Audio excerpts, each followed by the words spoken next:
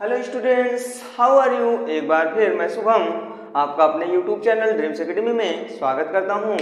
जैसा कि हम लोग प्रेजेंट का पूरा हिस्सा सीख चुके हैं तो हमने सोचा क्यों ना पास्ट का ही हिस्सा शुरू किया जाए। चलिए, ये जो पास्ट का हिस्सा है, ये आज हम जो टेंस पढ़ने वाले हैं पास्ट इंडेफिनिट, वो बहुत ही इम्पॉर्टेंट टेंस होने वाला है, क्योंकि इसी से ही आपके पेपर में प्रश्न बनता है।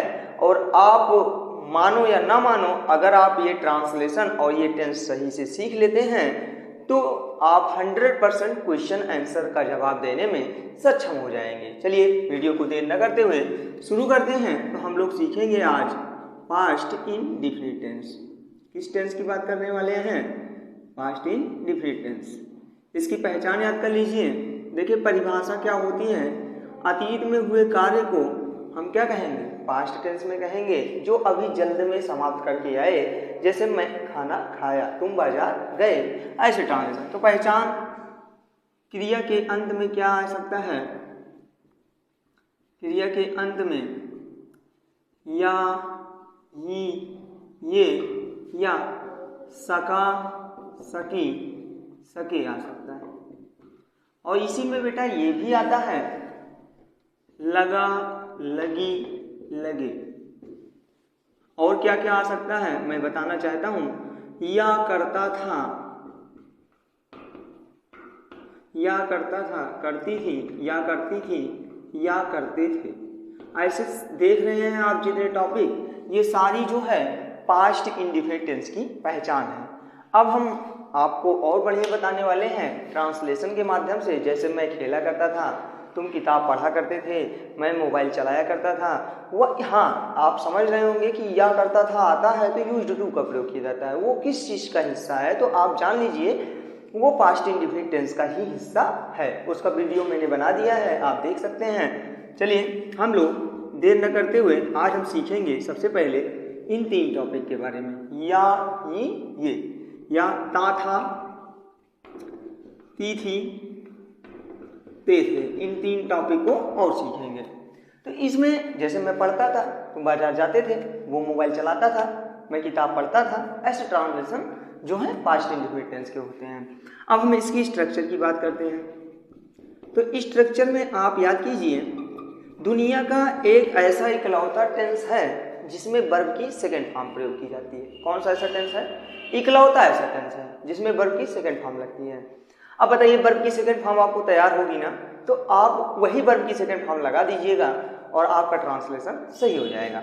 तो सबसे पहले आप लिखोगे सब्जेक्ट, लिखोगे, फिर लिखोगे वर्ब की सेकंड फॉर्म और प्लस ऑब्जेक्ट। मेरा मानना यह है कि जितना भी प्रश्न पूछा जाता है अधिकतर वो पास्ट टेंस में ही होता है, और आप उसका जवाब तभी दे पाएंगे जब पास्ट इंडेफिनिट टेंस आपको अच्छे से तैयार होगा। तो आप सबसे पहले सब्जेक्ट लिखोगे, फिर वर्ब की फर्स्ट सेकंड फॉर्म लिखोगे, फिर ऑब्जेक्ट लिख दोगे। और क्वेश्चन मार्क नहीं लगाना है क्योंकि ये नॉर्मल ट्रांसलेशन है। जैसे मैं स्कूल गया। अब बताइए, ये कौन स्कूल गया? मैं। तो मैं का अंग्रेजी आई, आई के साथ क्या लगाओगे? जाना, जाना का अंग्रेजी गो, गो की सेकंड फॉर्म वेंट। तो आई वेंट टू स्कूल। मैंने, मैं या मैंने आ गया, या उसने मुझे बुलाया, उसने मुझे बुलाया। तो उसने का अंग्रेजी क्या लिखोगे? ही, और ही के साथ क्या लगाओगे? कॉल्ड, क्योंकि बुलाना का अंग्रेजी कॉल। और किसे बुलाया? मुझे। तो ऑब्जेक्टिव रूप है तो मी लिख देंगे। हमारे ख्याल से ये हिस्सा आप समझ गए होंगे।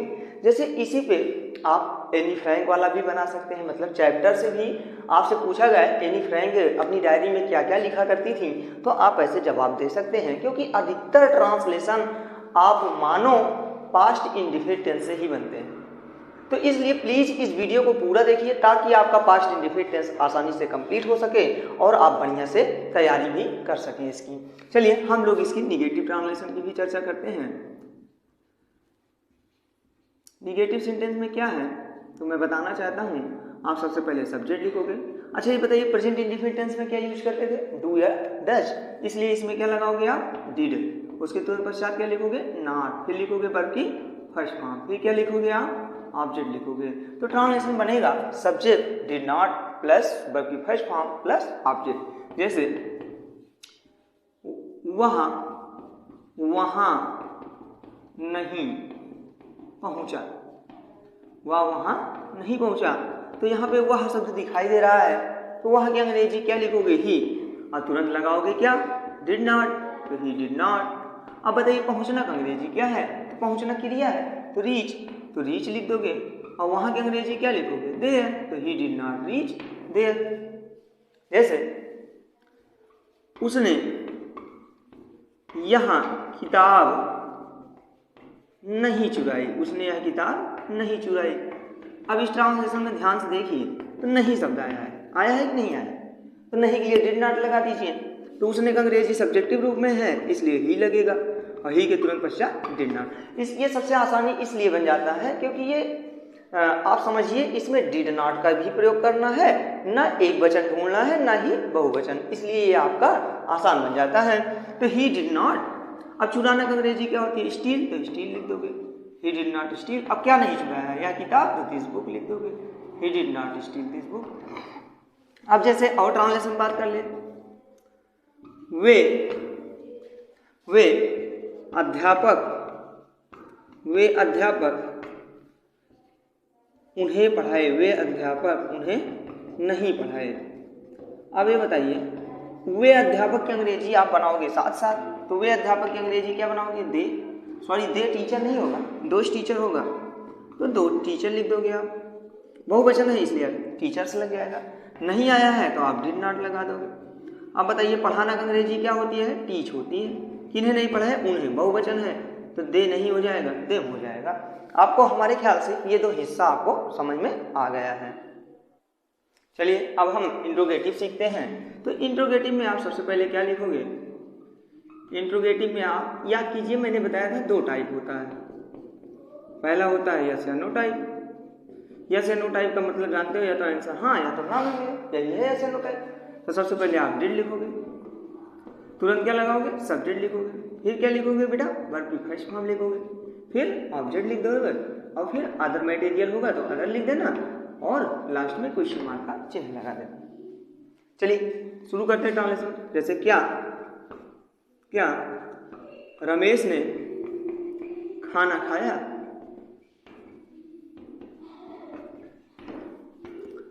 ऐसे ट्रांसलेशन पूछा जा सकता था, क्या जो भोली लड़की थी वह उदास क्यों? क्या भोली लड़की उदास थी? भोली नामक लड़की उदास थी, तो आंसर बना सकते हैं ऐसे। तो क्या शब्द है? तो क्या आया है? तो डिड आप आगे करोगे, तो डिड के तुरंत पश्चात सब्जेक्ट लगाओगे, तो सब्जेक्ट है रमेश, तो डिड रमेश लिखोगे।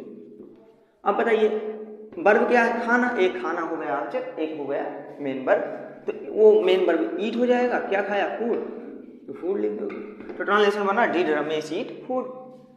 एक ट्रांसलेशन और देख लेते हैं। क्या बच्चे ने फुटबॉल खेला? क्या बच्चे ने फुटबॉल खेला? तो आप ध्यान से देखिए, तो क्या ट्रांसलेशन पहले आया है, तो इसलिए डिड आगे कर दो। तो बच्चे हैं, तो बच्चे, बच्चों ने नहीं, बच्चे हैं, तो इसलिए चाइल्ड लगाओगे, तो डिड लगा के चाइल्ड लिख दोगे। तो डिड चाइल्ड।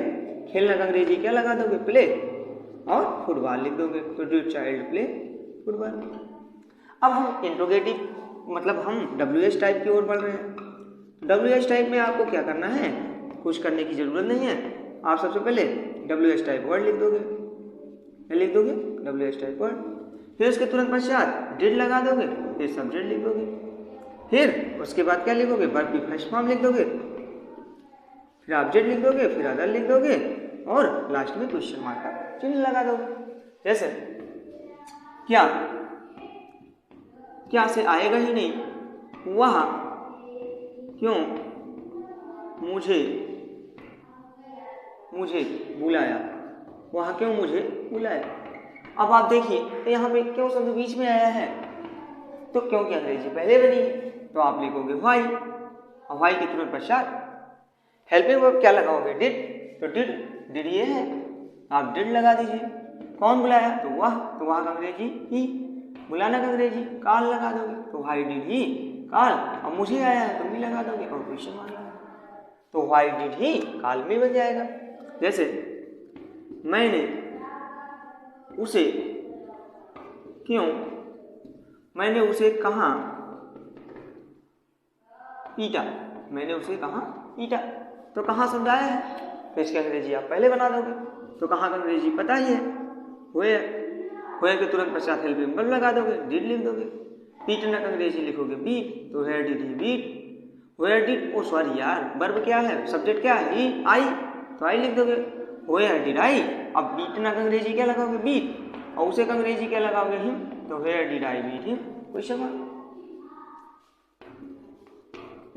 किसने किसको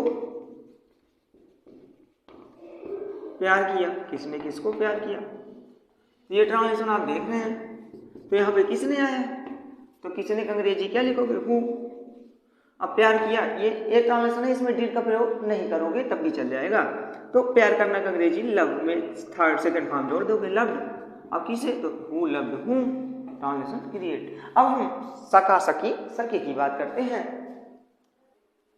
चलिए सका सकी सके की बात करते हैं। तो उसके लिए आप कुड का प्रयोग करोगे, जैसे सब्जेक्ट लिखोगे, फिर कैन की सेकंड फॉर्म क्या होती है कुड लिखोगे, फिर वर्ब की फर्स्ट फॉर्म लगा दोगे और ऑब्जेक्ट लिख दोगे। ये सका सकी सके की कंडीशन है, किसकी, सका सकी सके की। अब ट्रांसलेशन देख लो, जैसे वह वहां जा सका, वह वहां जा सका, तो वह शब्द आया है तो इसकी अंग्रेजी लगाओगे क्या ही। जाना का अंग्रेजी क्या लगाओगे, पहले सका का अंग्रेजी लगाओ, तो सका का अंग्रेजी क्या लगाओगे कुड, ही कुड। जाना का अंग्रेजी गो, और वहां का अंग्रेजी क्या लगा दो देयर, तो ही कुड गो देयर। समझे। जैसे मैं तुम्हें यह बात बता सका। अब ध्यान से देखिए, सका सकी सकी आया है तो कुड का प्रयोग करना पड़ेगा। तो मैं अंग्रेजी क्या लिखोगे आई, बिना सोचे समझे कुड लगा दोगे। नहीं आएगा तो इसके तुरंत पश्चात नॉट लगा देना, आई कुड। बताना का अंग्रेजी टाल या से लगा दीजिए, आई कुड से। अब तुमसे से टू यू, यह बात, तो यह बात की अंग्रेजी क्या लगा दोगे दिस, दिस लगा देना, कहानी खत्म हो जाएगी। I could say to, I could say to this, say to तुम्हें आया था ना, यू लगा दोगे, उसके तुरंत पश्चात दिस लगा दो। अंडरस्टैंड। अब एक बात बताऊं, या करता था ई करती थी के लिए यूज्ड टू का प्रयोग करोगे। किसका प्रयोग करोगे, यूज्ड टू प्लस वर्ब की फर्स्ट फॉर्म लगा दोगे, फिर ऑब्जेक्ट लिख दोगे, सब्जेक्ट आगे लिख देना। जैसे ये किसकी पहचान है, या करता था ई करती थी। जैसे रमेश गोलगप्पे खाया करता था, गोलगप्पे खाया करता था। तो ये देखिए रमेश आया है आगे, तो रमेश आगे कर लीजिए। रमेश के साथ क्या लगाओगे, यूज्ड टू लगाओगे, तो रमेश यूज्ड टू लिख दोगे। खाना का अंग्रेजी क्या लगाओगे, ईट, और गोलगप्पे का अंग्रेजी वाटर बॉल्स होती है, वाटर बॉल्स लिख दोगे। हाँ या ना, आपके समझ में आ गया होगा। जैसे पिताजी फल लाया करते थे, पिताजी फल लाया करते थे, तो पिताजी का अंग्रेजी क्या लगाओगे, फादर। अब यूज्ड टू लगाओगे इसके साथ, फादर यूज्ड टू। लाना का अंग्रेजी क्या लगाओगे, ब्रिंग लगाओगे। क्या लाया करते थे, फल, तो फ्रूट्स। आशा करता हूं कि आपको ये सारी चीजें समझ में आ गई होंगी। अगर इसकी ज्यादा इंफॉर्मेशन चाहिए आपको तो हमारी प्लेलिस्ट में आप यूज्ड टू का प्रयोग सीख लीजिए, पूरा बकायदा बताया गया है। कुड का भी बढ़िया बताया गया है। अब हम लगा लगी लगे का थोड़ा हिस्सा बता दें। लगा लगी लगे हम लोग सीखने वाले हैं। क्या, लगा लगी लगी। जैसे इसके लिए आप क्या लगाओगे, बिगेन टू। जैसे वो मुझे देखकर हंसने लगा, मैं भी उसे देखकर हंसने लगा।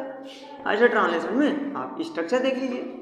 सबसे पहले सब्जेक्ट लिखोगे, फिर क्या लगाओगे, बिगेन टू, उसके तुरंत पश्चात वर्ब की फर्स्ट फॉर्म लगा दोगे, फिर ऑब्जेक्ट लिख दोगे। जैसे वह मुझे देखकर क्या करने लगा, हंसने लगा। हाँ या ना। अब इसकी अंग्रेजी बनाना है, जिसमें देख कर आए उसको पकड़ लो, उसको बाहर कर दो। मुझे देख कर की अंग्रेजी होगा सीइंग मी ये सब चीजें आती हैं तो कामा लगा के इन्हें बाहर भगा दिया जाता है। वह हंसने लगा तो ही, और ही के साथ बिगेन टू लगा दोगे, और हंसना मेन वर्ब है तो इसलिए लाफ लगा दोगे ना। शेर को देखकर मैं भागने लगा, दिखाई दे रहा है तो किसको देखकर? शेर को। तो शेर को देखना का अंग्रेजी सीइंग द लायन। मैं भागने लगा, आई बिगेन टू।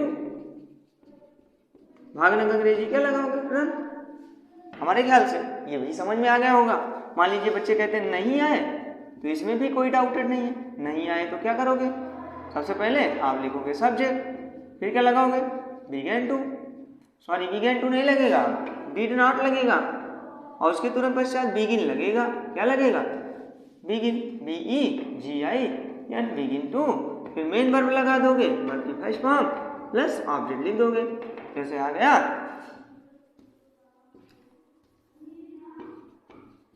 वह भागने नहीं लगा, मुकाबला करने लगा, भागने नहीं लगा।